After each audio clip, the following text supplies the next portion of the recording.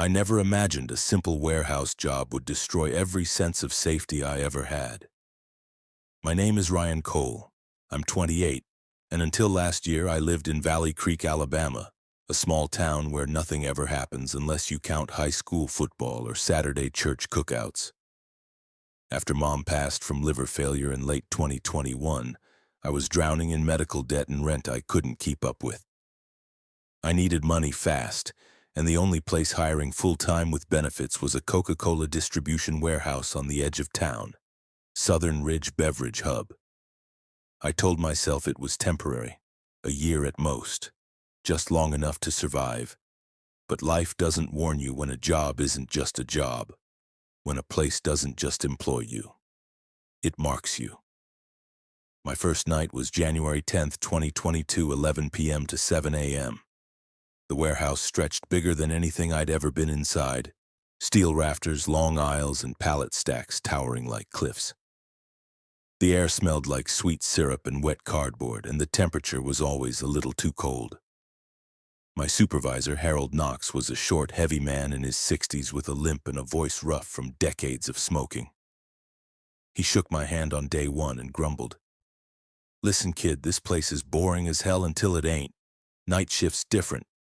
Just keep your head down, do the job, and don't wander." I laughed, thinking he was warning me about pranks or hazing. He didn't laugh back. He added almost as an afterthought, "And after 2:15 a.m., don't go anywhere near cold storage B. Doesn't matter what you hear, don't go." I thought he meant forklifts running or pallets falling. Nothing prepared me for the truth. After a couple of weeks, I got used to the rhythm of the night.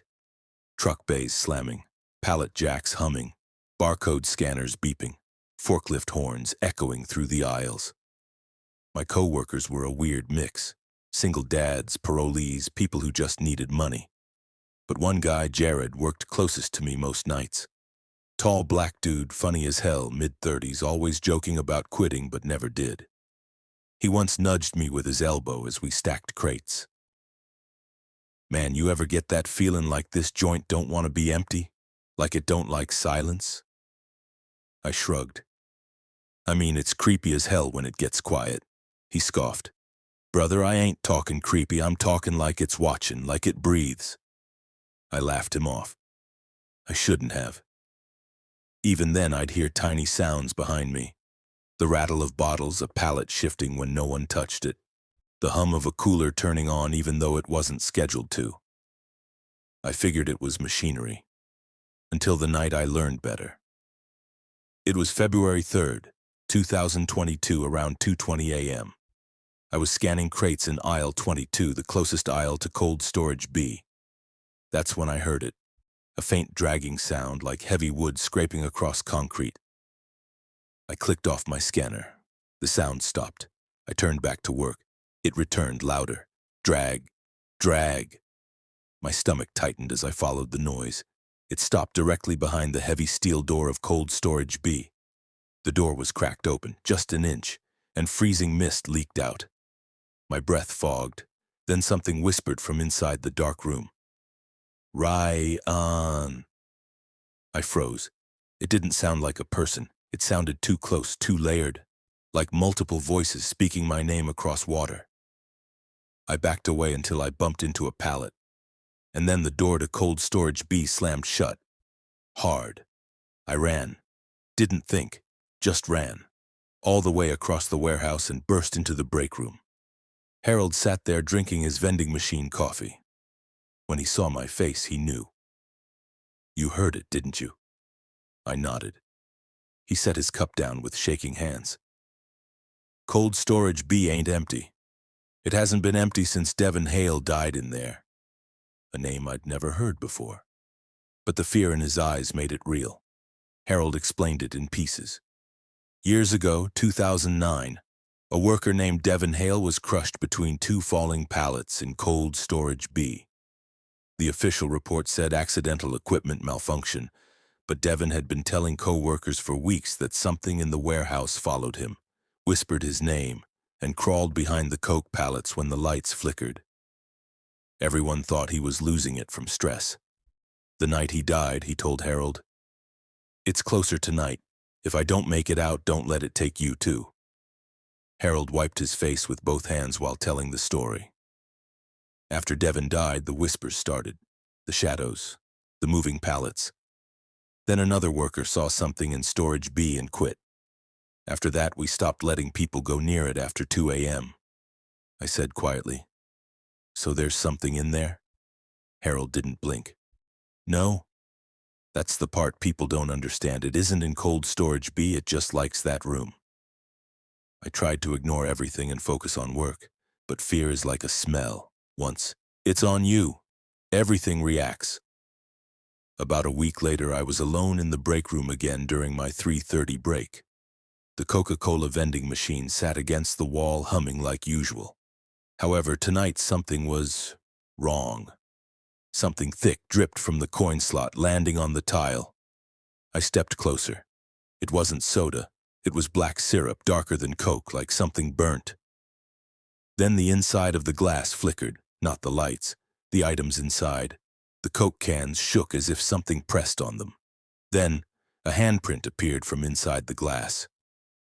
Long, thin fingers, too many joints, too slender to be human. And it dragged downward, leaving a smeared trail of syrup. The humming stopped. The break room lights shut off, and something whispered right behind me, inches from my ear. "Greater than I found you." I flew out of the room so fast I don't remember grabbing the door handle. From that night on, it followed me. The lights flickered wherever I stood. Crates shifted when I walked by. And every night at 2:15 a.m., I'd hear my name whispered from somewhere behind me. Jared noticed I wasn't myself. "Yo, Rye, you look like you seen a ghost, man," I muttered on "something's in here." He stopped joking for once. "You saw it?" I swallowed. "A handprint, and I heard—" He interrupted, shaking his head aggressively. "Don't talk about it. That's how it notices you faster. That's why I mind my damn business." That scared me worse. He wasn't confused. He wasn't doubtful. He was terrified. March 2nd, 2022, my last shift. I decided to quit. My mental health, my nerves. I couldn't take it anymore. All I had to do was return my badge and gather my gear from the floor. I moved through the aisles one last time, 4, 6, 8, 10, reviewing them like a goodbye tour. Then the overhead lights shut off one by one, until the warehouse was pitch black. I turned on my phone flashlight. Immediately, I wished I hadn't.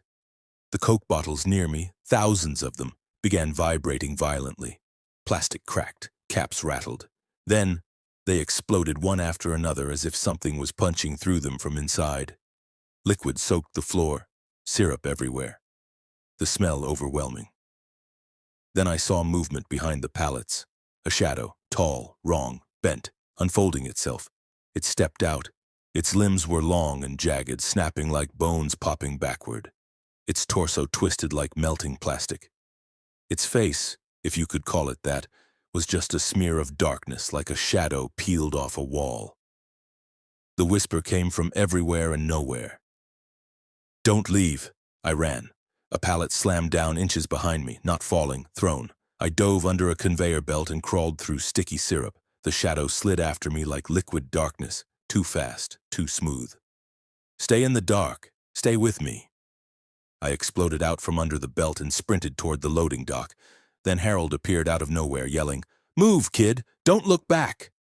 He grabbed my arm, dragging me across the floor toward the exit. The creature didn't touch him, but the pallet beside Harold tipped over by itself, aiming to crush him. He barely jumped out of the way. We crashed through the warehouse doors and collapsed outside in the freezing air. Inside, silence. Not a single sound, not a single light, just waiting. Harold stared at the building with hollow eyes. It doesn't stay behind. If it notices you, it follows. I quit the next morning. Harold never returned. I heard he moved to Kentucky and refuses to sleep in dark rooms. Corporate replaced management, sealed off cold storage B, and blamed everything on structural hazards and electrical malfunctions. But it didn't stop. New workers didn't last long. People online made jokes about the haunted Coke warehouse. One night shift employee posted a video showing shadows crawling between pallets. He deleted it an hour later. I left Valley Creek 4 months ago. I work at a quiet gas station in Mississippi now. Only daytime shifts. But last week, while stocking beverages, I noticed something.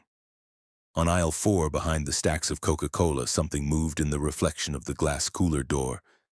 Not a person. A shape. Tall, bent, smooth as ink. When I snapped my head toward it, it was gone. But the smell remained. Burnt syrup. And yesterday, the gas station vending machine malfunctioned. A dark liquid leaked from the coin slot, and a handprint slid down the glass. The same one I saw a year ago. So I understand now. The warehouse didn't create it. The warehouse only hid it. It doesn't want a location, it wants a person, and once it whispers your name, it never stops. I still remember the night everything changed. Not because of explosions or screams. No. Real horror never starts that loud. It starts slow, quiet, inside the ordinary. And nothing in my life was more ordinary than working the graveyard shift at the Horizon Bottling Coca-Cola facility in Redwood, Wyoming. A wind-killed town with one bar, one laundromat, and a whole lot of folks who gave up on their dreams before I was even born. My name is Caleb Mercer, 27, and I didn't take the night shift because I loved the job. I took it because when my little brother Isaiah died in a highway crash, I stopped knowing how to be around people. Laughing hurt, talking hurt, pity hurt the most. Machines don't ask questions, conveyor belts don't tell you they're sorry. Silence became my shelter. The facility ran day and night. Day shift was noise, radios, gossip, forklift horns. Night shift was just 2 people, me, the line operator, and supervisor Harold Roan. 62, wiry, silver-haired, moved like a man who lived inside the factory. Everyone in town said Harold had Coke instead of blood. He'd worked there since before the internet. But there was something about him that didn't fit the jokes. His eyes were always darting. He flinched at sudden noises, and every single night before we clocked in, he told me, "Don't go near mixing room B after midnight, not even to look. If you hear anything, ignore it." I thought it was old-timer warehouse superstition. Every factory has its rituals. But the longer I worked nights, the more his voice stopped sounding like tradition and started sounding like fear. The first strange night. It was a Monday, late January. Snowstorm outside, wind trying to tear the roof off. The kind of night truckers refused to drive. Only the hum of machinery cut through the quiet. I was restocking empty bottles when the overhead lights flickered. Not off, just one long pulse. The floor vents hissed and the main screen flashed. Automatic mix, Formula Red Alpha automation lockdown. Mixing room B. Nothing unusual on paper. Coca-Cola tested formulas all the time. But the timestamp bothered me. 12:17 a.m. And I remembered Harold's rule. Nothing good gets mixed after midnight. I tried to ignore it until I heard a noise, a deep thud from mixing room B, not mechanical, wet, flesh-like. Then a hard scrape across steel, slow, uneven, like fingernails dragging the inside of a metal coffin.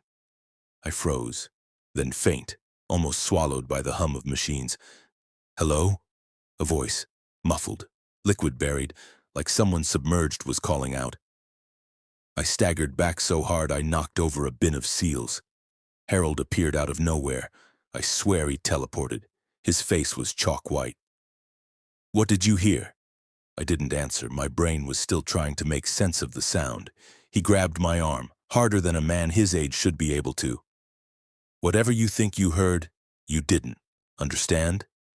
His voice wasn't angry. It was begging. That night he didn't go back to the office. He stayed on the floor staring at mixing room B like something behind the door might break through. Every few minutes his lips moved, whispering prayers. That's when I realized Harold wasn't afraid of losing his job. He was afraid of what was in that room. The bottle that watched back 2 nights later. Everything went smooth until 1:04 a.m. The line was filling 20-ounce bottles, labels tight, carbonation perfect. Then something off passed my eye. One bottle didn't move like liquid. It swirled thickly inside the glass, heavy, slow, resisting centrifugal force. I picked it up, shook it lightly. Something shifted back. I lifted it to the overhead light, and my heart stopped. Something pale pressed against the inside of the bottle. A circular eye, lidless, wide, unblinking, staring at me. Not human, too smooth, too large. The bottle vibrated in my palm, not from movement, from resistance, like something inside was pushing back. I dropped it. It shattered across the concrete. The Coke didn't splash like soda. It hit the ground in thick ropes like tar, like muscle fibers pulsing for half a second before going still. Harold sprinted over, saw the mess, and I swear his soul left his body. "Tell me you didn't look inside it." I didn't speak. My voice wouldn't work. He stepped closer, whisper shaking. "It feeds on attention. The more you look, the more it learns." "It? What is it?" Harold backed away like I had said something cursed. "Don't say that word. Don't give it identity. It doesn't need help growing." He walked off, but not before muttering, "It's remembering. It's remembering too much." The truth. Or what was left of it. I didn't sleep the next day. I kept hearing the voice from the mixing room, kept seeing that eye. On Thursday night, I snapped. Break room, 12:46 a.m. I locked the door, standing between Harold and the exit. "Tell me what's happening," I said. "Because if you're scared, I should be scared." He dropped into a chair like his legs gave out. 21 years ago, Coca-Cola tried something new. A fermentation growth medium that develops flavor biologically. Real organic evolution of soda. Like yeast? Like life? Silence hit like a hammer. The formula didn't stay liquid, it didn't stay food. My skin crawled. What did it turn into? He didn't blink. Something that responds to attention. It senses when it is being observed. Curiosity grows it. Recognition strengthens it. "You're saying Coke became alive?" His voice broke, greater than not alive, interested. I swallowed. "You could quit. You could leave." His face crumpled with something deeper than fear. "I tried. It came home with me." I felt every hair on my neck rise. "It doesn't kill people right away, Caleb. It waits until they understand it exists, until they see it. Then, it keeps them." I asked who else knew. He laughed without joy. "Everyone who knew is dead, missing, or pretending the problem doesn't exist." The breach Saturday. The night shift started normal. At 1:11 a.m., an alarm blared across the factory. Pressure critical. Mixing room B containment failure. Something inside the chamber slammed against the steel, heavy enough to shake the walls. Harold sprinted toward the door, shouting, "Caleb, don't come near it!" But the door unlocked on its own, internal bolts blowing open from pressure. A blast of freezing vapor shot out. Then something spilled across the floor. Not liquid soda. A crawling, writhing mass of black syrup, thick as muscles, moving like a swarm of fused worms. Not random, purposeful. Shapes pushed up through the surface, fingers, jaws, mouths silently opening and closing in the shape of words, but no sound. Harold shoved me back. "Run! Don't let it learn your face!" I grabbed his arm. He tried to push me away. Something from the mass snapped around his ankle like a tentacle. He crashed to the floor, scraping his nails across concrete. "Caleb, go! Get out!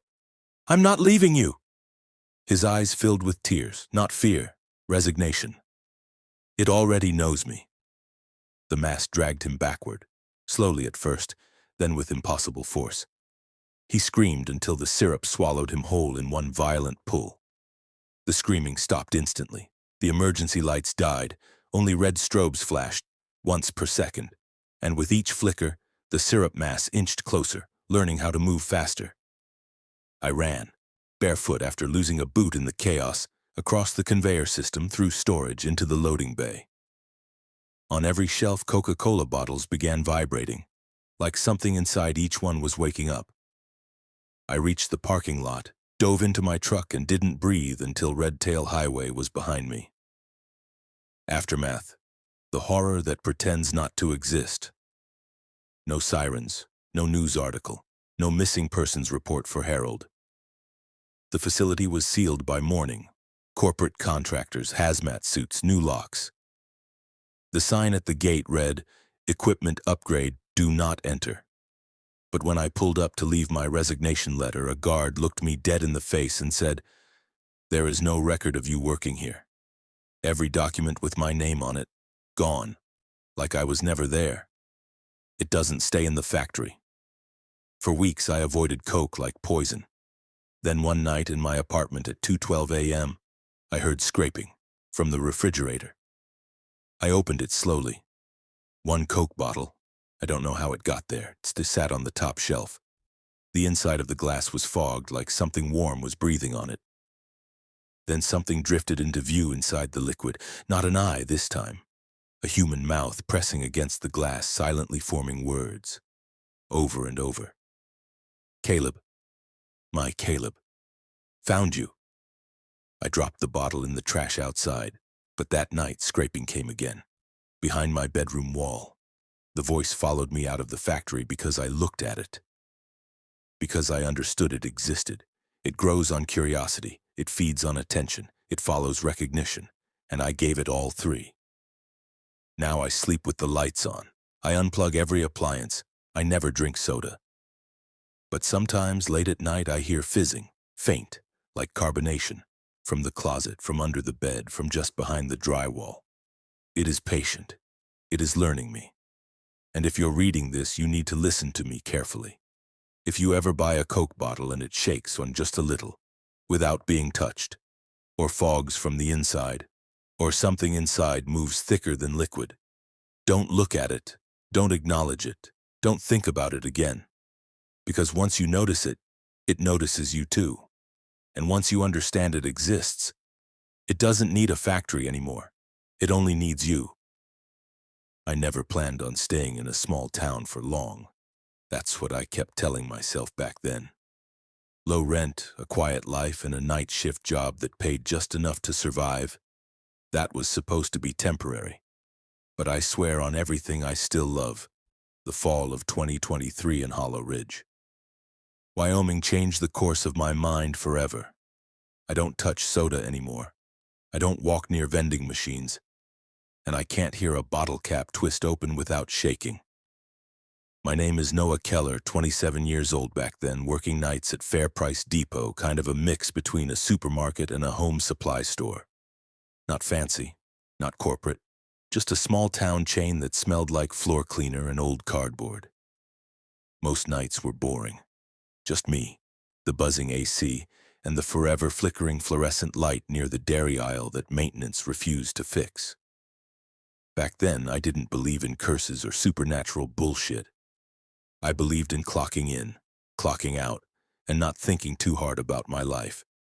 But that Tuesday night, the night it all started, still replays in my head like a home video gone wrong. It was 11:56 p.m. I was counting coins for the self-checkout drawer when my manager, Tina McCormick, walked out of the office, jingling keys. She leaned over the counter and smirked at me. "Tina, you sure you're good alone tonight? Truck's coming in real late. 3 a.m., maybe." Me. "I'm good. I don't mind the quiet." Tina. "Yeah, you say that now. Wait till you hear the ice machine scream again." Me. "It doesn't scream, it just..." Tina. "Oh, shut up. You get scared of your own reflection." She laughed and tapped my shoulder before leaving. She was right. The store wasn't haunted, wasn't creepy, it was just old. I wish I could go back to when that was the worst of it. Shipments were normal on Tuesday nights. Snacks, canned goods, detergent, the usual. But that night, the manifest had a line I'd never seen. Coca-Cola Industries, special batch, CRD-X17, log delivery only, high priority, authorized storage only CRD-X17, high priority soda? Really? I rolled my eyes.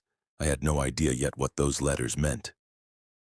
2:47 a.m. The truck arrives. The semi backed into the loading dock. Bright red trailer. Coca-Cola logo. Looked normal until the driver stepped out. He wasn't the usual guy. tall, skinny like he hadn't eaten in months. Dark circles under his eyes, red uniform shirt older than me, faded logo from the 90s. He walked toward me, but his hands shook like he was freezing. Driver. You the night clerk? Me. Yeah. Fair Price Depot, midnight crew. You okay, sir? He swallowed hard. Driver. You don't want to call me sir. I don't deserve that. I stood there confused, waiting for him to laugh like it was a joke. He didn't. Without another word, he opened the back of the trailer. The pallets weren't wrapped in clear plastic. They were wrapped in black industrial wrap. That was my first red flag. He backed away from them like they were radioactive. Me. What's inside? Driver. Bottles. Me. Okay, like soda? Driver. Don't call it that. His voice cracked, and he suddenly stepped close enough that I could smell sweat and something sour on his breath. Driver. Don't open it. Don't store it in the light. Don't break the seals. Don't even peel the wrap. Me. You're freaking me out, man. Driver. Good. He shoved the clipboard into my chest, harder than he needed to, then jogged back to his truck. He slammed the door, started the engine, and peeled out of the lot so fast the tires squealed. I just stared at the trailer as it got smaller and smaller, thinking, what the hell just happened? Most people assume I should have just called the manager right then. And maybe they're right. But life isn't simple when you're broke. My rent was behind, my car payment was overdue. I needed that job. I wasn't going to risk calling Tina over some weirdo driver. So I did what workers everywhere do. I scanned the freight in, clocked it as delivered, and pushed the pallet into the storage room. No questions asked. 3 weird things happened within the next 30 minutes. 1. The AC shut off by itself even though the thermostat was locked. 2. Every bottle of soda on aisle 6 made a faint tapping sound, like carbonation rattling against glass. 3. The CCTV feed in the stockroom froze the second I pushed the pallet in. Not something obvious, not dramatic, just wrong. But my brain made excuses. Old building, glitchy tech, coincidences. I kept working. I wish I hadn't. Around 3:40 a.m., I heard a clink from the stockroom. I grabbed a box cutter and headed back there. One part of the black wrap had ripped open by itself, like something inside was pushing outward. Through the tear, I saw glass bottles, but not modern ones. These were vintage Coca-Cola bottles from the 70s, thick glass, faded white text. And inside, the liquid wasn't brown, but the door unlocked on its own, internal bolts blowing open from pressure. A blast of freezing vapor shot out, then something spilled across the floor, not liquid soda. A crawling, writhing mass of black syrup, thick as muscles moving like a swarm of fused worms. Not random, purposeful. Shapes pushed up through the surface, fingers, jaws, mouths silently opening and closing in the shape of words, but no sound. Harold shoved me back. Run! Don't let it learn your face! I grabbed his arm. He tried to push me away. Something from the mass snapped around his ankle like a tentacle. He crashed to the floor, scraping his nails across concrete. Caleb, go! Get out! I'm not leaving you! His eyes filled with tears, not fear, resignation. It already knows me. The mass dragged him backward, slowly at first, then with impossible force. He screamed until the syrup swallowed him whole in one violent pull. The screaming stopped instantly. The emergency lights died. Only red strobes flashed, once per second. And with each flicker, the syrup mass inched closer, learning how to move faster. I ran, barefoot after losing a boot in the chaos, across the conveyor system, through storage, into the loading bay. On every shelf, Coca-Cola bottles began vibrating, like something inside each one was waking up. I reached the parking lot, dove into my truck, and didn't breathe until Red Tail Highway was behind me. Aftermath. The horror that pretends not to exist. No sirens, no news article, no missing persons report for Harold. The facility was sealed by morning. Corporate contractors, hazmat suits, new locks. The sign at the gate read, Equipment upgrade, do not enter. But when I pulled up to leave my resignation letter, a guard looked me dead in the face and said, "There is no record of you working here. Every document with my name on it, gone, like I was never there. It doesn't stay in the factory." For weeks I avoided Coke like poison. Then one night in my apartment at 2:12 a.m., I heard scraping from the refrigerator. I opened it slowly. One Coke bottle. I don't know how it got there. It sat on the top shelf. The inside of the glass was fogged, like something warm was breathing on it. Then something drifted into view inside the liquid. Not an eye this time. A human mouth pressing against the glass, silently forming words. Over and over. "Caleb. My Caleb. Found you." I dropped the bottle in the trash outside, but that night scraping came again. Behind my bedroom wall. The voice followed me out of the factory because I looked at it. Because I understood it existed. It grows on curiosity. It feeds on attention. It follows recognition. And I gave it all three.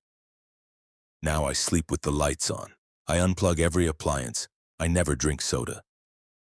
But sometimes late at night I hear fizzing, faint, like carbonation, from the closet, from under the bed, from just behind the drywall. It is patient. It is learning me. And if you're reading this, you need to listen to me carefully. If you ever buy a Coke bottle and it shakes on just a little, without being touched, or fogs from the inside, or something inside moves thicker than liquid, don't look at it, don't acknowledge it, don't think about it again. Because once you notice it, it notices you too. And once you understand it exists, it doesn't need a factory anymore. It only needs you. Me, Jesus, Paul, don't do that. Thought you clocked out 2 hours ago. Paul, couldn't sleep. Figured I'd finish the trash run. Me, these bottles are weird. You seen anything like... He cut me off. Paul, you need to wrap that pallet back up now. The way he looked at the bottles, not curious, not confused, scared me more than anything else that night. Me, you know what this is? Paul, I know what it used to be. Me, used to be? He stepped closer and lowered his voice. Paul, Batch X-17. They stopped making it before I was born. They buried the whole project. And if it's here, someone's trying to hide a mistake again. My throat tightened. Me, a mistake? Paul, a mistake that didn't stay dead the first time. Before I could ask anything else, the light above us flickered, then hummed, then turned deep red for less than a second, like blood, before snapping back to white. Paul took one step back. Paul, we need to go, right now. And then we both froze, because every bottle on the pallet, hundreds of them, made the same faint noise, like knuckles knocking from the inside of the glass. My stomach dropped. Me, what do we do? Paul didn't look at me. He stared at the pallet like it was a coffin finally opening. Paul, we wait, and we pray we're not too late. Paul's face told me everything. He wasn't guessing. He knew something bad was coming. The knocking inside the bottles got louder, faster, almost rhythmic, like dozens of tiny fists pounding glass. The sound crawled under my skin. I stepped back, whispering, "Me, this isn't real. It can't be." Paul put a hand on my shoulder. "Steady, firm. Paul, listen to me, kid. Whatever's in there, it wants out, and it only needs one bottle to break." My breathing got sharp. My throat tightened. Me, what the hell is it? Some chemical thing? A parasite? Paul, doesn't matter. It ain't human and it ain't a drink. Before I could respond, a bottle on the edge of the pallet tilted by itself, like something inside shifted its weight. It leaned outward, then another, and another. A chain reaction. Bottles leaning, clinking, lining up toward the torn corner like they were choosing the escape route. Paul cursed under his breath. Paul, son of a... Run! I need the fire doors locked. Me, you're not doing this alone. Paul, lock the doors! His shout shook me back into motion. I stormed toward the main storage entrance and threw the deadbolt shut, hands shaking. Then the next one. Then the one by the dairy cooler. Metal slamming. locks clicking, one after another. By the time I reached the break room exit, the knocking noise had turned into a low rumble, like boiling liquid trapped in glass. When I sprinted back to the stockroom, Paul was pushing a heavy cart against the pallet, trying to pin the bottles in. Me. Let's just call someone, police on a fire, corporate, I don't care. Paul. No agency touches this. Anybody who reports it vanishes. Me. You sound insane. Paul. I sound experienced. I blinked. My chest tightened. Me. You've seen this before, haven't you? The answer was in his eyes. He leaned back against the cart, sweating but still standing. His voice got low, raw. Paul. My uncle worked at a Coca-Cola facility in '89, Midnight Bottling Division, Kansas City. He told my dad that they were testing a new formula, something not made from flavor but from growth. Me. Growth? Like GMO? Paul. Not that kind of growth. Something alive. Something that reacts to light and carbon like fuel. He swallowed hard. Paul. Company acted like it was just a new version of Coke, until workers started getting sick, hearing voices, seeing things in reflections that weren't there. I felt my legs weaken. Me. What happened to your uncle? Paul's jaw clenched. Paul. He came home one night, different. He kept asking for cola. Couldn't stop drinking it. He said he was thirsty beyond human. I put a hand over my mouth. Me. Did he die? Paul. Worse. Before he could explain more, a bottle cracked. Not shattered, cracked. A thin line split down the glass and thick black liquid began dripping out slowly. Except, it didn't drip down. It dripped sideways, crawling toward the edge like a living substance seeking gravity of its own choosing. Paul yanked me away. Paul. Don't let it touch you. Don't breathe near it. If it gets in your blood or lung, you're done. I backed toward the wall, shaking. Me. We need to leave. Now. Paul. Doors locked from outside after midnight. Only scanner card opens it. Manager has the only one. My heart dropped. We were trapped, and more bottles began to crack. Black liquid pushed through the glass at multiple points, moving toward each other, merging, growing. I grabbed the emergency phone on the wall and dialed 911. No ring, just static. Then a voice through the static whispered, Hollow Ridge doesn't need saving. I hung up so fast I dropped the phone. We heard it happen before we saw it. Caps flying off bottles out on the sales floor, hundreds of them. The air got thick, humid, and sickeningly sweet, like rotting fruit drenched in syrup. Then the speakers on the ceiling clicked on. Distorted, broken audio began playing. Can't beat the feeling.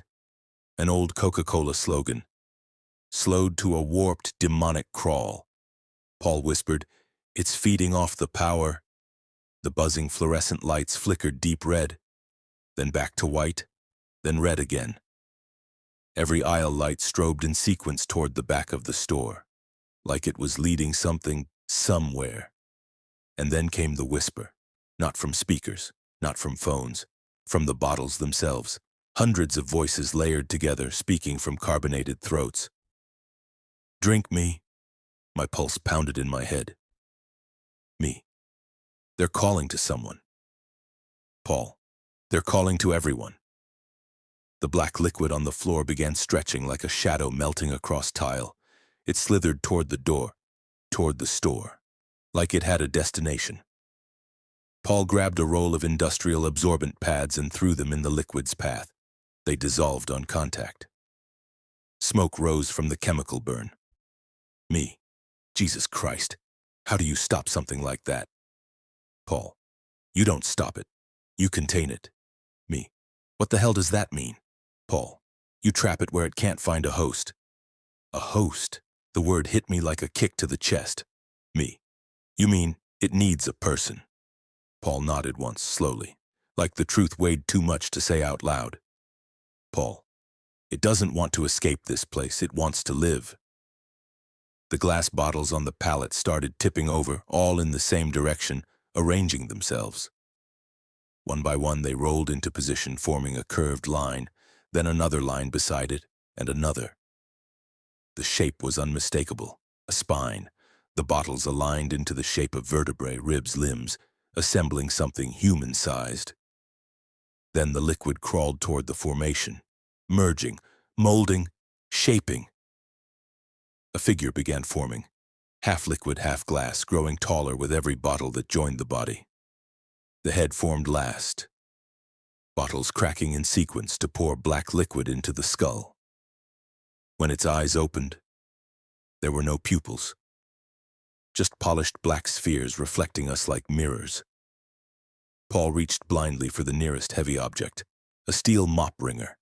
But when the creature turned its head, it spoke with hundreds of trapped carbonation voices. Thirsty. My chest collapsed. Paul whispered, "Paul, don't run. It senses panic, like sharks sense blood." But my fear wasn't listening to logic. The creature took one step. The floor hissed under its weight as if the tile scorched. Then another. Paul raised the steel wringer. "Paul, back up, Noah. If it picks one of us, I want it to be the old bastard, not the kid." Me. "No, no, we're leaving together." I stepped beside him, shoulder to shoulder. The creature tilted its head, studying us. Then it smiled, not with teeth, with the cracking of glass along the shape of a mouth. "Creature, one drink is all it takes." It reached toward me, and I did the one thing Paul told me not to do. I panicked. I grabbed the fire door bar and slammed the emergency exit open. A deafening alarm blared, and the cold night air rushed inside. The creature recoiled, like the outside air heard it. Paul grabbed my arm. "Paul, out, now!" We bolted through the door, but as I crossed the threshold, I heard the bottles inside the stockroom begin exploding one after another. Reinforcements. The creature wasn't alone anymore, and as the door swung closed behind us, I heard footsteps of more than one following.